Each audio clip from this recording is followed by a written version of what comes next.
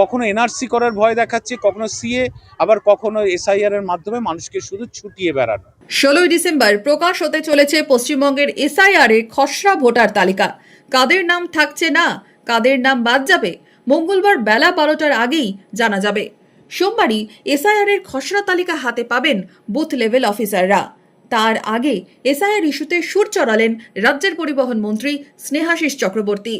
রবিবার বহরমপুরে মুর্শিদাবাদ জেলা তৃণমূল যুব কংগ্রেসের প্রতিবাদ সভায় এসআইআর নিয়ে মন্ত্রীর নিশানায় বিজেপি। বললেন, নো ম্যাপিং মাত্র 30 লক্ষ এসে দাঁড়িয়েছিল এবং 57-58 লক্ষ মৃত ভোটার বাদ বা স্ট্রিক্টেড ভোটার বাদ হয়েছে, কোনো ব্যাপার না, ওটা নিয়ে আপত্তি নেই।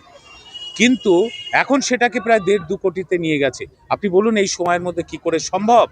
এবং এটা বাংলার মানুষকে একটা বিপর্যয়ের মধ্যে ফেলে দিচ্ছে প্ল্যান মাফিক কেন্দ্রীয় সরকার। খসড়া তালিকার আনুষ্ঠানিক প্রকাশের আগেই তৃণমূলের নিশানায় কেন্দ্র সরকার।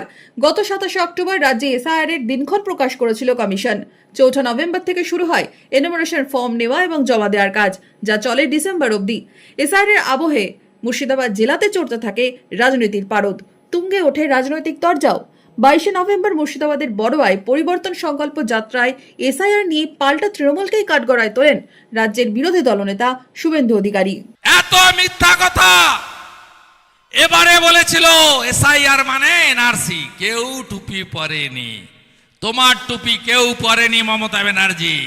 পথে নামে কংগ্রেসও। 27 নভেম্বর বহরমপুরে টেক্সটাইল মোড়ে এসআইআর ইস্যুতেই মুর্শিদাবাদ জেলা কংগ্রেসের প্রতিবাদ সভা মঞ্চ থেকেই মুখ্যমন্ত্রী মমতা বন্দ্যোপাধ্যায়ের ভূমিকা নিয়ে প্রশ্ন তোলেন প্রাক্তন সাংসদ অধীর চৌধুরী।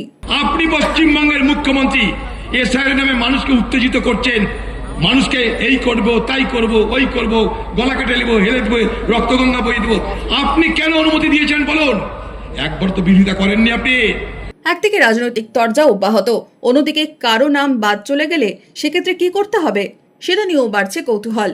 ইতিমধ্যেই 7,16,631 জনের নাম প্রকাশিত হতে চলেছে বলেই সূত্রের খবর। খসড়া ভোটার তালিকা অনুযায়ী ইতিমধ্যেই প্রিন্ট করার নির্দেশ দেওয়া হয়েছে নির্বাচন কমিশনের তরফ থেকে। বিএলওর কাছে অফলাইনেও পাওয়া যাবে নাম বাদের খসড়া তালিকা।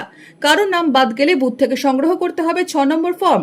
6 নম্বর ফর্মের সঙ্গে পূরণ করতে হবে 4 নম্বর অ্যানেক্স ফর্ম। ফর্মের সঙ্গে জমা দিতে হবে ঠিকানার নথি এবং জন্মের শংসাপত্রের নথি, এবং যার নামে শুনানির নোটিশ দেওয়া হবে তাকেই হাজিরা দিতে হবে শুনানিতে।